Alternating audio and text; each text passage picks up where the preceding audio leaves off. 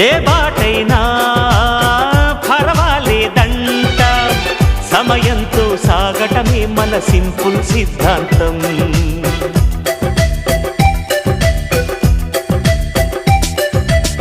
చిరుగాలికి పరిమళమిచ్చే సిరిమల్లెల వనమై ఉందాం, గగనాన్ని నేలను కలిపే హరివిల్లుల బంతెన అవుదాం.